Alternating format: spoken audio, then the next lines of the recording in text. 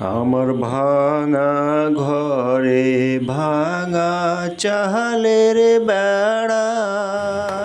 আজ থেকে ৩০ বছর পূর্বে আমার প্রিয় বাবা মাঠের ধানি ১০ কাঠা জমি বিক্রি করে এই ২ তলা মাটির বাড়িটি তৈরি করেছিল এবং বাড়ির ভিতরে যে আঙ্গিনার বারান্দাগুলো দেখতেছেন, এগুলোতে আগে চালের বারান্দা বানানো ছিল এবং মাটির টাইলের বারান্দা বানানো ছিল।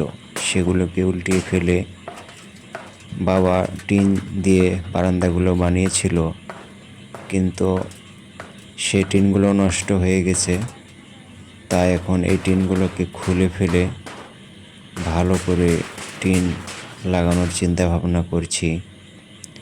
আসসালামু আলাইকুম রহমতুল্লাহ বারাকাতুহু। প্রিয় দর্শক, ভিডিওতে আপনারা কোনা সিস্টেমে বাড়ির ভিতরের যে বারান্দা দেখতেছেন, এই ফ্রেমটি আমি বানিয়েছি এবং পাশের এই টিন ছাওয়াটি আমার ভাই মিস্ত্রিতে বানিয়েছে এবং আমাদের এই দোতলা বাড়িটির উপর সাইডেরও টক বারান্দা আমি নিজে ছাউনি করেছি এবং এই ফ্রেমটি আমি নিজেই করেছি এবং আমি নিজেই এটি টিন ছাইব ইনশাল্লাহ।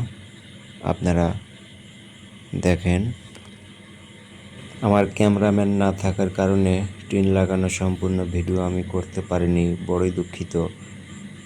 আবার তাড়াহুড়ো করে টিনটি ছাওয়ার পরে আমি কাজের উদ্দেশ্যে ঢাকা চলে যাচ্ছি আজকেই, তাই একটু ভিডিও করে নিলাম।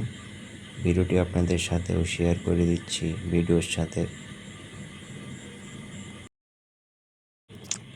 আমার ভাঙা ঘরে ভাঙা চালের বেড়া,